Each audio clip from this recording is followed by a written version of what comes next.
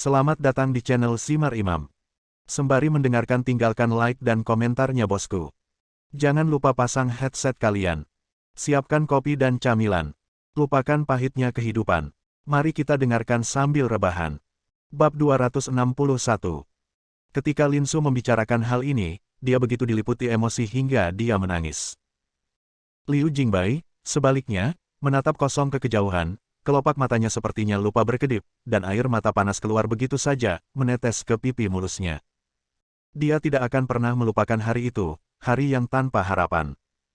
Tawa para teroris itu telah menjadi mimpi buruk yang tidak dapat dia hilangkan selama bertahun-tahun. Adikku, tolong berhenti menangis. Liu Qingqi sangat mencintai adiknya. Tidak peduli betapa bajingannya dia di luar, dia akan selalu sangat patuh padanya. Melihat adiknya menangis, hatinya sakit. Suasana hati Lin Su akhirnya sedikit mereda, dan dia memandang Chen Feng dengan lembut dan berkata, tepat ketika kami putus asa, pemuda inilah yang menyelamatkan kami dari gua iblis. Saya akan selalu mengingat wajah tegasnya di hati saya. Dia adalah dermawan kami. Lin Su sengaja mengucapkan kata, dermawan, dengan suara keras. Dia memegang tangan Chen Feng dengan penuh semangat dan rasa terima kasih. Liu Jianyun dan Liu Qingqi, ayah dan anak, menundukkan kepala secara bersamaan. Wajah mereka dipenuhi rasa malu. Lin Su melanjutkan, saya baru tahu hari ini bahwa nama Anda adalah Chen Feng. Saya bertanya kepada pasukan khusus berkali-kali, tetapi mereka tidak dapat memberitahu saya nama Anda. Saya baru tahu hari ini bahwa nama Anda adalah Chen Feng. Hari ini, aku menganggapnya serius. Rasanya seperti melihat dewa turun ke bumi. Kamu sendirian membunuh lebih dari selusin teroris dan menyelamatkan sandera yang masih hidup. Juga, kamu menyelamatkan Jingbai dari binatang buas itu. Aku benar-benar tidak berani membayangkan seperti apa kehidupan Jingbai jika bukan karena kamu. Dia baru berusia 13 tahun saat itu. Tiba-tiba, Lin Su menjadi emosional, menepuk kursi roda dan memarahi, tetapi, suamiku dan anakku, apa yang telah kamu lakukan hari ini? Apa yang telah kamu lakukan terhadap dermawan kami di keluarga Liu? Ketika aku tahu apa yang telah kamu lakukan, aku sangat marah hingga aku masih gemetar. Apakah orang-orang dari keluarga Liu kami sangat tidak tahu berterima kasih? Liu Jianyun dan Liu Qingqi sama-sama dikatakan malu dan menundukkan kepala. Mereka benar-benar tidak menyangka bahwa dermawan keluarga Liu saat itu adalah Chen Feng. Liu Fengnian akhirnya mengerti apa yang dikatakan Li Kuan, dia benar-benar tidak menyangka bahwa prajurit khusus yang menyelamatkan menantu perempuan dan cucunya adalah Chen Feng. Kebaikan seperti ini terlalu berat. Dia sekarang sangat berterima kasih kepada Li Kuan. Li Kuanlah yang membuat keluarga Liu mengendalikan situasi, jika tidak, seluruh keluarga Liu tidak akan berterima kasih. Bibi, oke, semuanya sudah berakhir. Mereka ingin menyakitiku, tetapi mereka tidak memiliki kemampuan. Chen Feng dengan lembut meletakkan tangan Lin Su dan menghiburnya, lalu berdiri dan berjalan ke arah Liu Su. Di samping Jingbai. Oke, kakak Chen ada di sini, jangan menangis. Dia menyandarkan kepala Liu Jingbai di bahunya. Gadis ini benar-benar orang yang membalas budi dan telah memberinya banyak bantuan akhir-akhir ini. Segera, air mata Liu Jingbai kembali menangis. Dia berbalik dan memeluk Chen Feng dengan erat. Dipegang oleh Liu Jingbai, pikiran Chen Feng juga berpacu. Hari itu memang merupakan hari yang tak terlupakan. Saat itu, dia kebetulan berada di perbatasan negara T karena ada misi tingkat A yang mendesak. Setelah insiden penculikan sandera, para pemimpin memikirkan dia terlebih dahulu. Penyelamatan ini memang suatu kebetulan. Ini bisa dianggap sebagai takdir bagi Liu Jingbai. Dia masih ingat ketika dia menendang pintu hingga terbuka. 3 binatang buas bergegas mendatangkan malapetaka pada Liu Jingbai. Kemeja Liu Jingbai robek dan celananya ditarik hingga ke lutut. Chen Feng masih ingat tatapan putus asa di matanya. Meskipun kemudian dipastikan bahwa binatang buas ini gagal menyelesaikan langkah terakhir dalam melanggar Liu Jingbai. Namun, Liu Jingbai masih memiliki sidik jari dan bahkan air liur kotor ketiga binatang itu di tubuhnya. Karena masih ada tugas rahasia tingkat A yang harus diselesaikan, Chen Feng tidak bisa meninggalkan namanya. Ketika Liu Jingbai, yang matanya kosong, bertanya kepadanya, dia hanya bisa berkata, panggil saja aku Saudara Chen. Saudara Chen, aku minta maaf, ini semua salahku. Jika aku memberitahu ayahku identitasmu sebelumnya, aku tidak akan minta maaf karena melakukan ini padamu. Liu Jingbai menangis sedih, menyalahkan dirinya sendiri. Saat dia mendapatkan peluru untuk Chen Feng barusan, dia gemetar karena marah saat mengetahui semua yang telah dilakukan keluarga Liu terhadap Chen Feng akhir-akhir ini. Inilah pahlawan yang dia rindukan selama 10 tahun, siang dan malam, selama 10 tahun. Oke Jingbai, jangan menangis. Tidak peduli apa yang kamu katakan, hari ini adalah hari yang baik. Chen Feng dengan lembut mendorong Liu Jingbai menjauh, menunjukkan senyum menyipit khasnya, dengan sedikit rufianisme. Melihat Liu Jingbai masih tidak bisa menahan air matanya, dia sengaja bercanda, saya hanya berkata, mengapa dokter cantik begitu baik kepada saya? Saya pikir itu karena saya tampan. Sekarang sepertinya, Anda sepertinya lebih percaya diri. Puff. Kata-kata Chen Feng dan ekspresi cemberut akhirnya membuat Liu Jingbai tertawa terbahak-bahak. Ya, terlihat sangat cantik saat kamu tersenyum. Chen Feng menyipitkan matanya, tapi Liu Jingbai memeluknya erat lagi. Liu Fengnian berdiri, dengan wajah lembut, dan berkata sambil tersenyum, baguslah kesalahpahaman ini telah diselesaikan. Untungnya, hal itu tidak menyebabkan kesalahan besar. Jianyun dan Qingqi, pergi dan minta maaf kepada Chen Feng.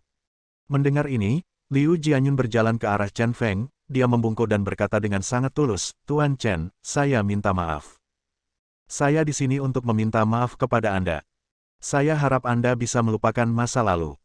Dia meminta maaf dengan tulus, untuk istrinya, dan yang terpenting, juga untuk putrinya. Chen Feng melepaskan Liu Jingbai, mengangguk, dan berkata, kita semua telah lulus, pemimpin kota Liu, bukankah kita akan saling mengenal jika kita tidak bertarung? Liu Jianyun segera sangat gembira. Dengan kata-kata Chen Feng, dia merasa lega. Dia berbalik dan mencubit telinga Liu Qingqi dan memarahi, cepat pergi dan minta maaf kepada Tuan Chen. Chen. Saudara Chen, maafkan saya, jangan berpengetahuan seperti anak nakal seperti saya. Liu Qingqi meniru ayahnya dan juga membungkuk. Dia bergumam di sana, dan setelah berpikir lama, dia seperti saudara perempuannya, bernama Chen Feng saudara Chen. Hei, tidak mudah membuat Tuan Muda Liu kita tunduk. Ketika kamu memanggilku seperti itu, aku merasa malu. Ayo lakukan ini. Aku akan mengganti berapa biaya untuk menambal gigimu. Chen Feng terkekeh. Terharu, menyentuh kepala Liu Qingqi. Liu Qingqi benci orang lain menyentuh kepalanya, kecuali saudara perempuannya. Karena dia memandang rendah dia karena rendahnya. Tapi entah kenapa, karena tersentuh oleh Chen Feng, bukannya marah, saya malah merasa sedikit tersanjung. Haha. Liu Qingqi menyesuaikan kacamatanya dengan jari telunjuk kanannya dan tersenyum konyol. Segera setelah itu, seluruh aula tertawa terbahak-bahak. Lin Su bergumam dengan emosi, bagus sekali, bagus sekali. Yah, malam ini juga merupakan malam yang penuh kecemasan. Saya menunggu dari jam 8 sampai setengah 12 di tengah malam. Apakah keluarga Liu Anda menyiapkan makanan? Saya sudah tua, saya sangat lapar sampai pusing. Li Kuan tiba-tiba bercanda dengan keras karena suasananya luar biasa. Oh, lihat aku hanya berbicara. Liu Fengnian bertepuk tangan dan buru-buru berkata kepada Liu Jianyun, saya sudah meminta koki untuk menyiapkan makan malam. Jianyun, cepat dan biarkan menyajikan makanannya. Ngomong-ngomong, aku keluarkan sebotol anggur yang telah kamu kumpulkan, dan nikmati minuman yang enak malam ini. Ya, ayah. Liu Jianyun berlari pergi, dan seluruh pemandangan menjadi harmonis. Bab 262. Di restoran di lantai 2, saat itu sudah tengah malam, tapi lampunya terang benderang dan sangat ramai. Makanan ini sangat hangat dan hidup. Liu Jingbai duduk di sebelah Chen Feng dan terus mengambilkan makanan untuk Chen Feng. Dia akan selalu memelototi mereka yang meminta Chen Feng minum atau makan makanan pedas, tapi dia akan melawan. Orang yang terluka harus makan sedikit. Dia dengan serius menyajikan semangkuk sup lagi kepada Chen Feng. Lin Su tampak sangat senang dan terus bergumam, alangkah baiknya jika Jingbai dapat menemukan menantu seperti Chen Feng. Liu Jingbai, yang mendominasi sepanjang malam, jarang tersipu. Chen Feng tertawa dan ingin membodohinya. Siapa yang mengira bahwa Liu Qingqi, si bodoh, akan bersorak dari pinggir lapangan, tidak ada yang bisa menjadi saudara ipar saya. Jika itu saudara Chen, saya mendukungnya dengan kedua tangan. Begitu dia mengatakan ini, tawa pecah di seluruh meja makan. Lebih sulit membuat Qingqi mengenalinya daripada mencapai langit. Bahkan Liu Jianyun bercanda dari samping. Semua orang dapat melihat bahwa rasa terima kasih Liu Jingbai kepada Chen Feng telah berubah menjadi cinta. Alangkah baiknya jika keduanya bisa melangsungkan pernikahan. Oke, Berhenti bercanda. Chen Feng menyentuh kepala Liu Qingqi dan menutupi kertas jendela lagi. Dia berkata kepada Liu Qingqi dengan sangat serius, saya telah memukuli banyak pesolek dalam hidup saya. Anak laki-laki di Yanjing yang mengira mereka adalah anak laki-laki di kompleks itu dipukuli oleh saya satu persatu. Jika saya mengalahkan Anda, itu adalah karena saya terlalu berkualifikasi. Saya orang yang sangat khusus. Saya tidak memukul seseorang untuk kedua kalinya. Yang kedua adalah melepaskan lengan dan kaki. Jadi sebaiknya Anda menahan diri dan melakukan sesuatu dengan cara yang terukur, dan jangan melakukan apapun yang merugikan alam atau keadilan. Jika kamu ketahuan olehku, tidak ada yang bisa menarikmu pergi, aku akan menghajarmu sampai mati. Kepribadian Liu Qingqi terlalu flamboyan, dia bisa melakukan hal-hal seperti cabut gigi pramusaji, lalu biarkan pramusaji mengunyah leher bebek. Dia sangat tidak menyukai hal ini dan bahkan lebih muak lagi dengannya. Dan ada satu ciri dia memukuli orang, apapun latar belakang atau hubungannya. Jadi meskipun hubungan dengan keluarga Liu sekarang mereda, begitu Liu Qingqi melakukan kesalahan dan jatuh ke tangannya, dia akan tetap memukulinya. Lebih baik mengatakan hal ini terlebih dahulu, agar tidak membuat semua orang tidak senang setelah mengalahkan Liu Qingqi. Wajah Liu Qingqi segera menjadi gelap dan dia menjadi sedikit tidak senang. Setelah mengerjakannya dalam waktu yang lama, menelepon saudara Chen hanya memberikan mantra yang kuat di kepalanya. Liu Fengnian juga berkata, Qingqi, saudaramu Chen benar, kamu harus menahan diri. Kamu harus tahu bahwa ada orang di luar dunia, dan ada langit di luar dunia. Suatu hari, kamu akan menyesal jika menendang terus pelat besi seperti saudara Chen. Sebelum terlambat, mengerti. Itu semua salahnya karena dia begitu memanjakan pria kecil ini selama bertahun-tahun. Apa yang diajarkan Chen Feng kepadanya adalah jika suatu hari dia dipukuli sampai mati di luar, dia akan menyesalinya. Liu Qingqi masih meremehkan teguran Liu Fengnian. Negara bisa dengan mudah diubah, tapi alam sulit diubah. Melihat ekspresi Liu Qingqi yang tidak yakin, Liu Jingbai menjadi cemas, apakah kamu gatal? Kakek dan kakak Chen sedang berbicara denganmu. Bagaimana sikapmu? Percaya atau tidak, aku akan menamparmu. Bahkan Chen Feng dan Liu Fengnian pun terkejut. Liu Qingqi yang tidak takut langsung merasa bersalah setelah mendengar omelan Liu Jingbai. Dia menyesuaikan kacamatanya dengan tangan kanannya dan berkata dengan sedih, saya tahu, saudari, saya tidak akan pernah berani melakukannya lagi. Dia tidak takut pada siapapun di dunia ini, tetapi dia takut pada saudara perempuannya. Ketakutan semacam ini sebenarnya adalah sejenis cinta. Begitu kata-kata ini keluar, semua orang tertawa, dan Liu Qingqi terlihat sedikit manis. Melihat saudara kandung Liu Qingqi dan Liu Jingbai, Chen Feng tiba-tiba teringat pada saudara perempuannya. Dalam hal ini, dia sangat mirip dengan Liu Qingqi. Tidak peduli betapa gilanya dia di luar, dia selalu terlihat seperti anak baik di depan saudara perempuannya. Saudara Chen, saya mendengar dari situ Wuxiang bahwa pedang iblis Jiuquan dipukuli sampai mati dalam sebuah kompetisi. Anda juga harus mengetahui identitas dan kekuatan pedang iblis Jiuquan. Siapa yang dapat membunuhnya? Kata Liu Hongsheng sambil tersenyum, tiba-tiba teringat pada pedang iblis Jiuquan. Saya selalu merasa kematian pedang iblis Jiuquan sangat aneh. Bagaimana kompetisi pertarungan kecil bisa menarik seseorang yang lebih kuat dari pedang iblis Jiuquan? Setelah menanyakan pertanyaan ini, Li Quan dan Liu Fengnian saling memandang. Pedang iblis Jiuquan dapat dikatakan sebagai pendukung keluarga Liu. Alasan mengapa Liu Hongsheng datang ke kompetisi situ Wuxiang malam ini adalah karena pedang iblis Jiuquan telah mati. Sejak Chen Feng tiba, Liu Fengnian tidak pernah menyebutkan masalah ini, yang mana ini agak aneh. Tatapan dia dan Li Quan saat ini bahkan lebih mendalam, seolah-olah mereka menyembunyikan sesuatu. Aku membunuh iblis pedang Jiuquan. Kata Chen Feng tanpa menyembunyikan apapun, tanpa ragu-ragu. Begitu kata-kata ini keluar, tiba-tiba seluruh meja menjadi sunyi. Ekspresi semua orang berubah, Chen Feng membunuh pedang iblis Jiuquan. Ini hanya membuat mereka bingung. Terkejut, Liu Hongsheng bertanya dengan bingung, itu tidak benar. Kami juga menyuruh seseorang pergi ke arena. Seperti yang dikatakan Situ Wuxiang, pemain bernama Bisulah yang membunuh iblis pedang Jiuquan. Dan Anda harusnya adalah dia, Super Saiyan Situ Dok. Chen Feng menjelaskan, sebenarnya, ini agak rumit. Saya memang seorang Super Saiyan. Saya baru saja pergi ke kebun binatang Situ Wuxiang dan membunuh beberapa harimau. Saya sengaja membuang tudung kepala saya untuk membingungkan Situ Wuxiang. Situ Wuxiang, menduga aku tidak dimakan harimau, jadi dia mengambil tudungku dan meminta Deng Wei, preman medali emas geng Jinyuan, untuk memakainya dan membunuh Kang Yuhuan untuk menyalahkanku. Rencana yang sangat kejam.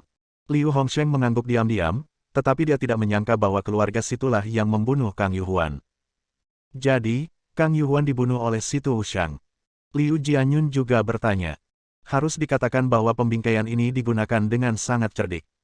Chen Feng mengangguk dan berkata, tidak peduli apa yang saya lakukan, saya tidak akan membunuh orang yang tidak bersalah tanpa pandang bulu.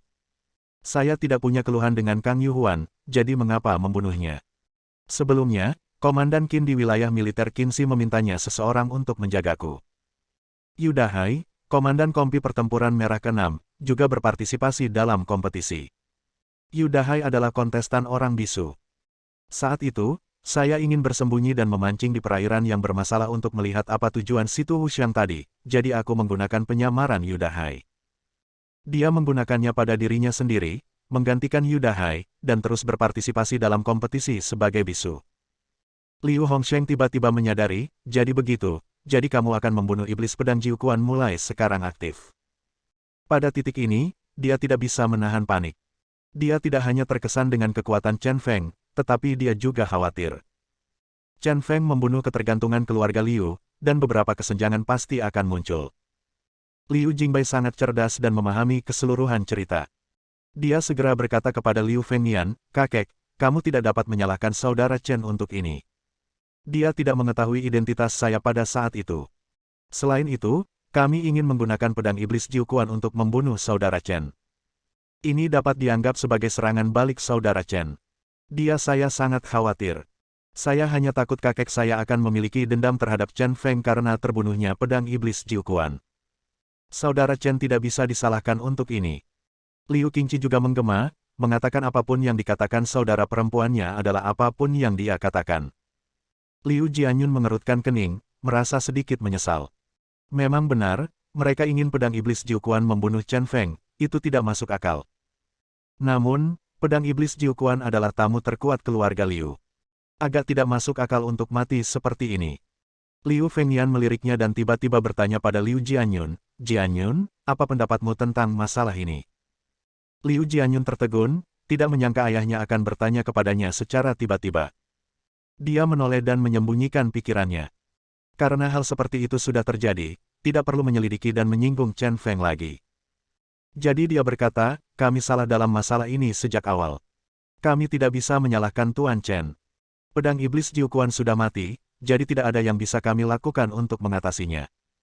Mulai sekarang, kami dan Tuan Chen akan menjadi seperti sebuah keluarga, dan pedang iblis Jiuquan tidak diperlukan.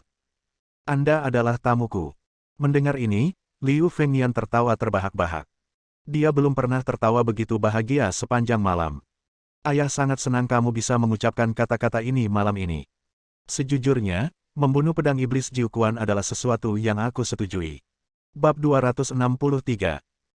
Sejujurnya, meskipun pedang iblis Jiuquan adalah tamu keluarga Liu kami, membantu keluarga Liu kami menakuti kekuatan hitam Qinzi, dalam beberapa tahun terakhir, pedang iblis Jiuquan telah melakukan banyak hal tidak bermoral di luar, dan sepenuhnya di luar kendaliku.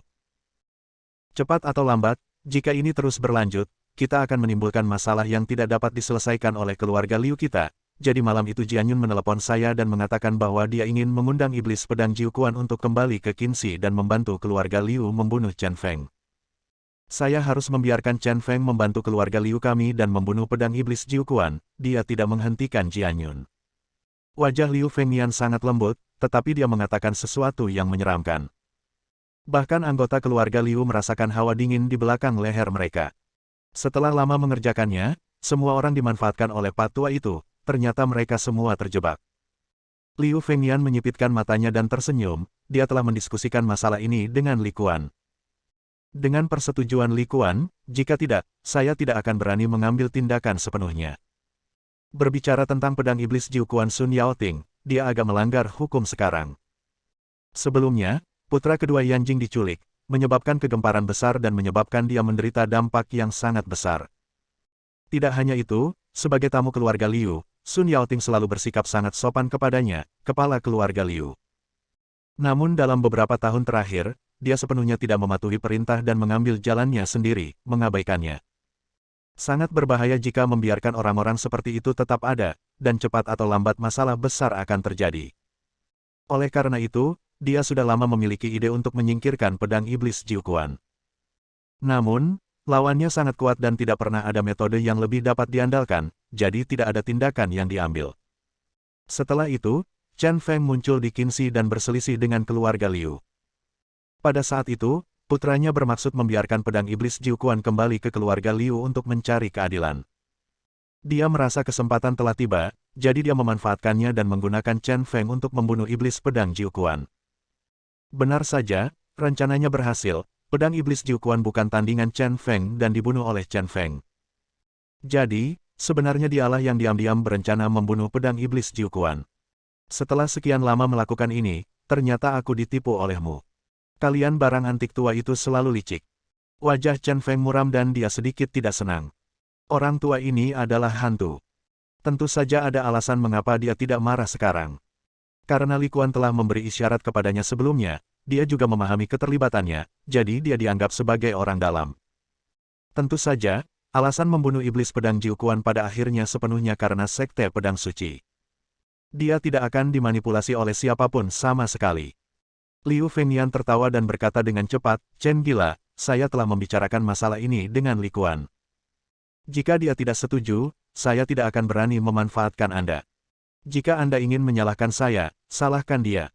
Anda orang tua, mengapa kamu menggunakanku sebagai perisai?" Li Quan melotot tidak senang. "Kalian berdua, berhentilah bertindak untukku. Aku tidak akan melanjutkan masalah ini. Alasan paling penting untuk membunuh iblis pedang Jiuquan adalah alasan pribadiku. Kalian tidak tahu tentang beberapa keterlibatannya, jadi itu tidak masalah," kata Chen Feng. Dia melambaikan tangannya dan berkata dengan sangat santai. "Pedang iblis Jiuquan adalah urusan kakak laki-lakinya, tapi itu rahasia. Bahkan kedua orang tua ini tidak tahu." Dengan cara ini, masalah tersebut dibahas dan suasana tegang teratasi sepenuhnya. Semua orang mulai berbicara dan tertawa lagi, dan suasana di meja makan menjadi aktif kembali. Saat ini, Li Quan tiba-tiba bertanya kepada Chen Feng, "Orang gila, apakah kamu yakin bisa menjatuhkan keluarga situ besok? Apakah kamu ingin kami membantu?" Dia juga tahu tentang penyerangan terhadap keluarga situ besok. Bagaimanapun, keluarga situ berakar kuat di Qinzi, dan mencabutnya bukanlah perkara mudah. Chen Feng menyipitkan matanya dan berkata, "Tepatnya, seharusnya hari ini, karena sudah lewat jam 12. Mengenai masalah ini, tonton saja acaranya. Keluarga situ sudah tiada, jadi tidak perlu khawatir sama sekali, terutama bagi saya, orang mati. Jika tiba-tiba melompat keluar, itu akan menakuti orang-orang dari keluarga situ setengah mati." Berbicara tentang orang mati, Liu Hongsheng segera melompat keluar dan berkata, "Sejujurnya, paman saya memberitahu saya di awal untuk mengizinkan saya bekerja sama dengan Chen Feng dalam akting. Saya masih bingung dan tidak mau sama sekali. Sekarang, saya merasa telah melakukan sesuatu yang besar, haha." Sebelumnya, sebelum pergi ke Supreme World, Liu Fengyan memintanya untuk membawa kantong darah dan berperan bersama Chen Feng drama mati suri. Dia tidak menjelaskan alasannya, yang membuatnya sangat enggan. Namun, Liu Fengyan adalah kepala keluarga Liu, dan dia, generasi kedua dari garis jaminan, tidak berani melanggar perintah kepala keluarga. Tidak, setelah Chen Feng bergegas keluar dari budak emas untuk menyambut cahaya dan memandangnya, dia tahu bahwa waktunya telah tiba. Jadi dia meminta anak buahnya untuk melemparkan kantong darah ke seluruh tubuh Chen Feng, membuat beberapa lubang peluru palsu, dan melepaskan banyak tembakan secara acak.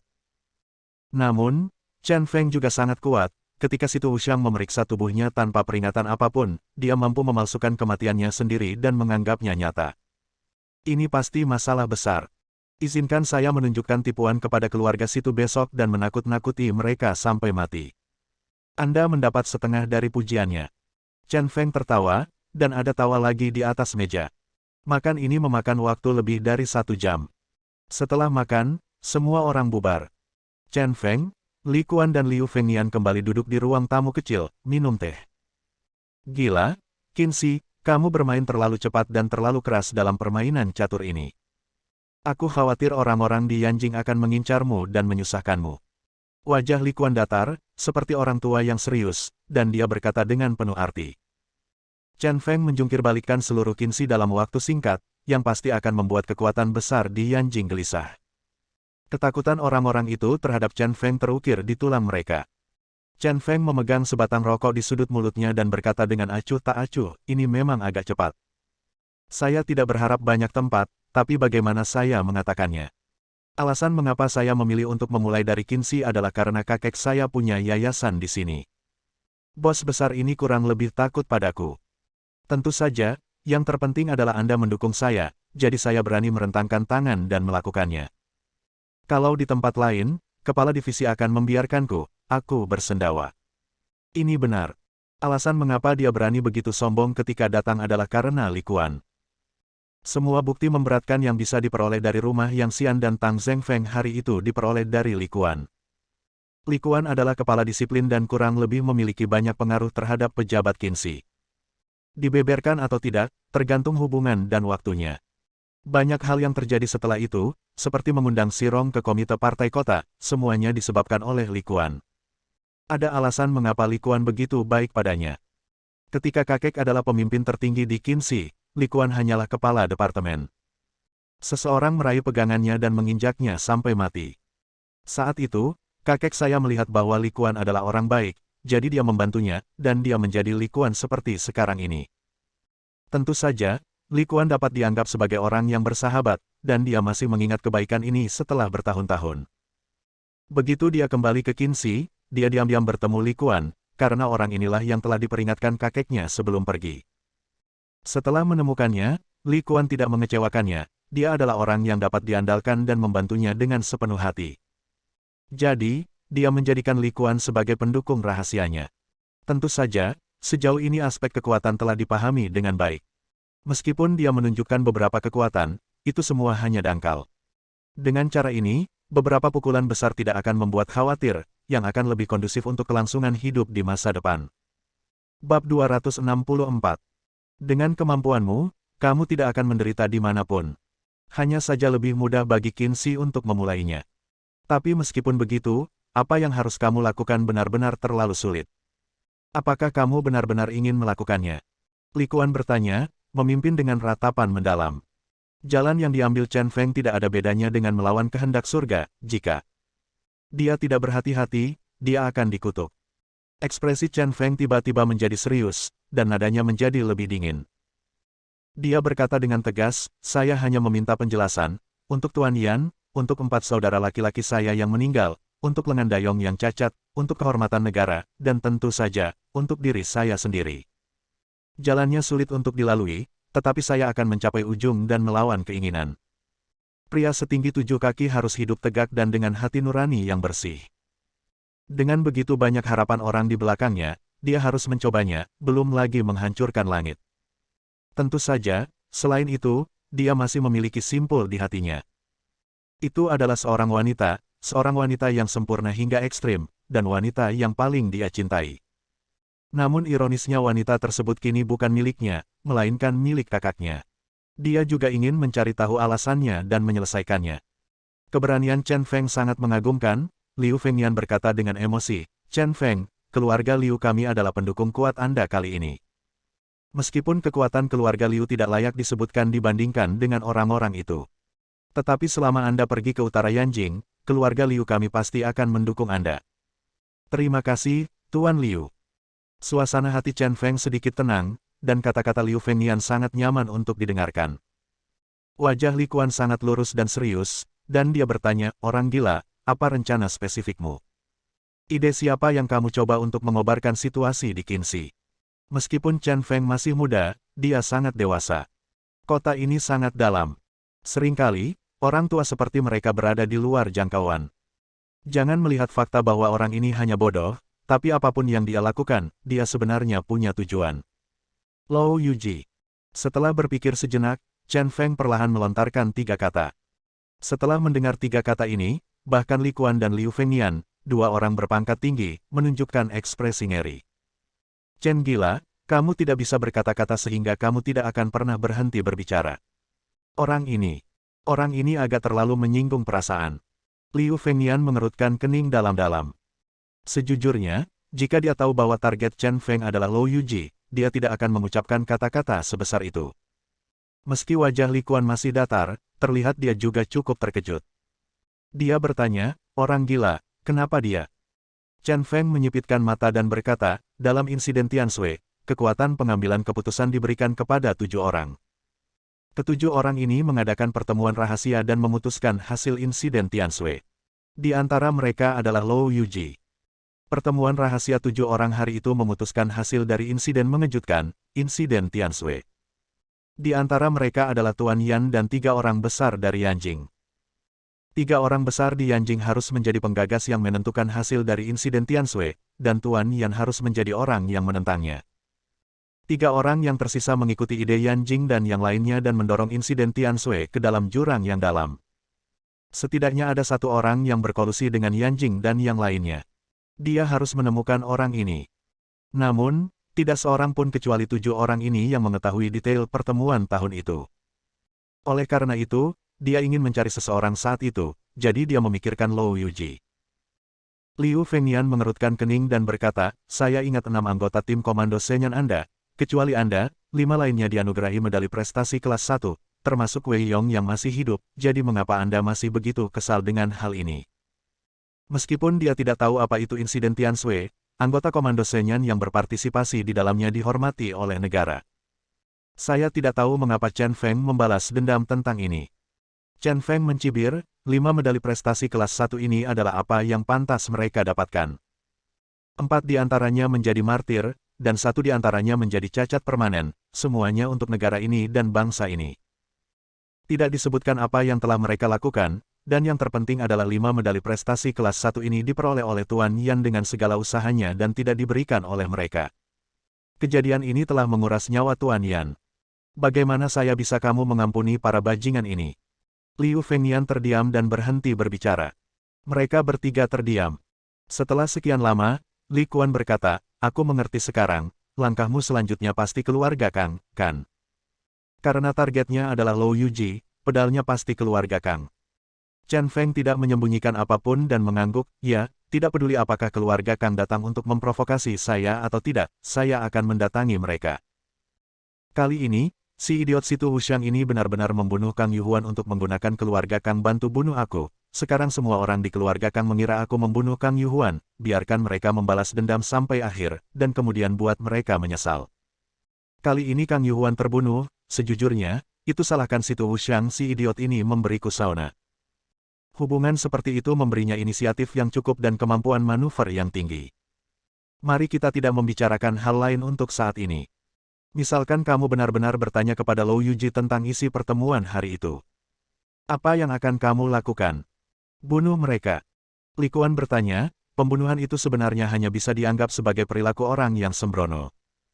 Chen Feng menggelengkan kepalanya dan berkata, orang-orang yang ingin saya bunuh pasti akan mati.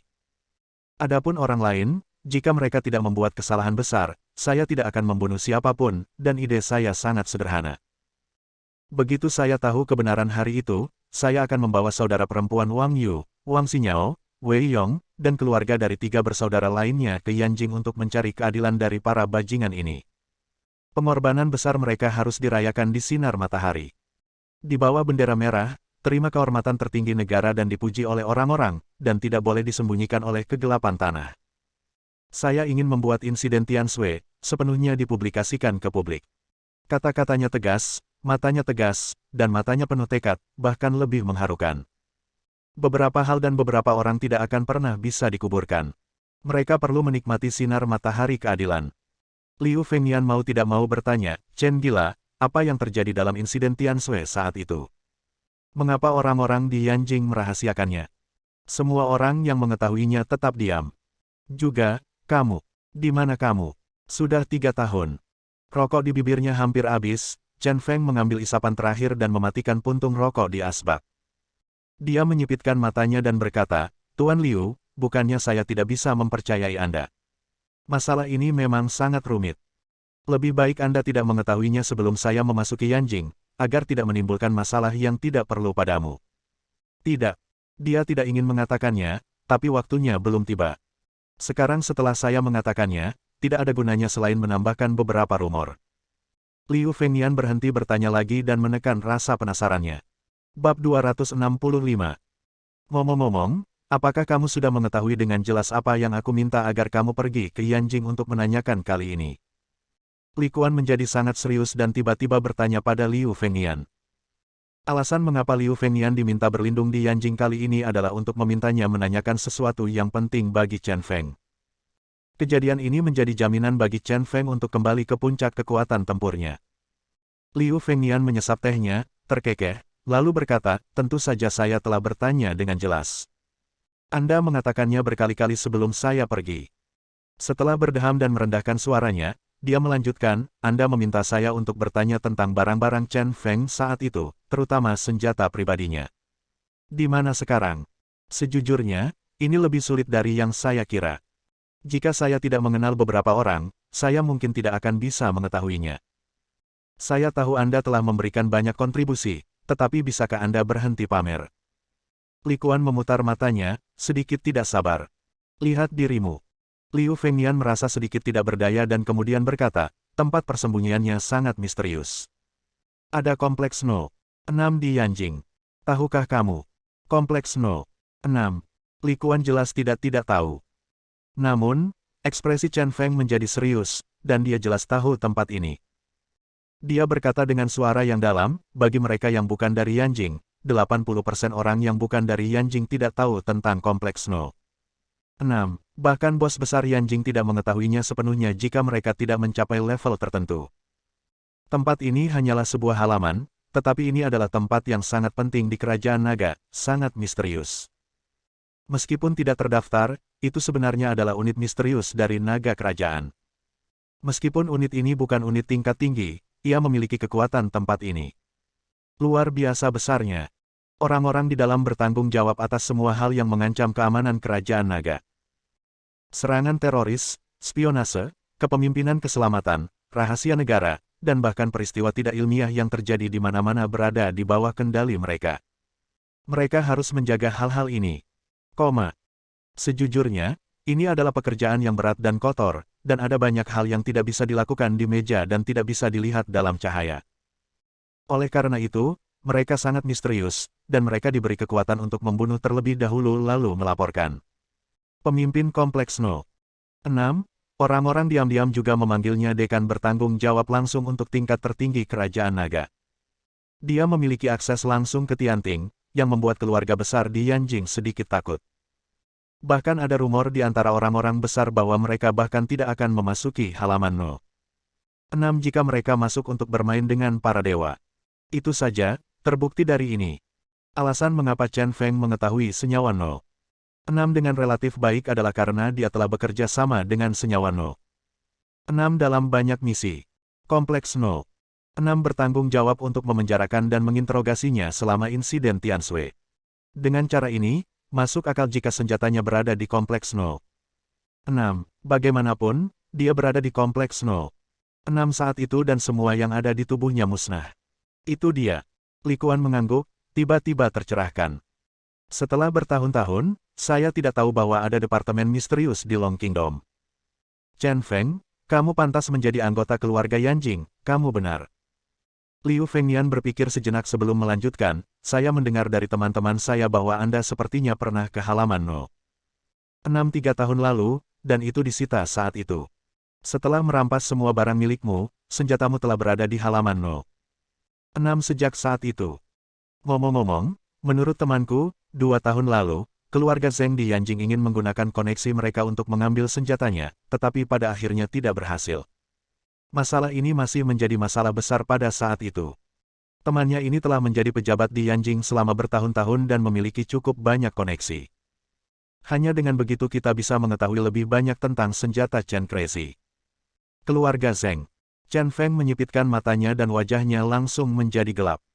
Keluarga Zheng ini sangat berani bahkan berani memikirkan senjata. Namun, tidak semua orang layak memiliki pedangnya.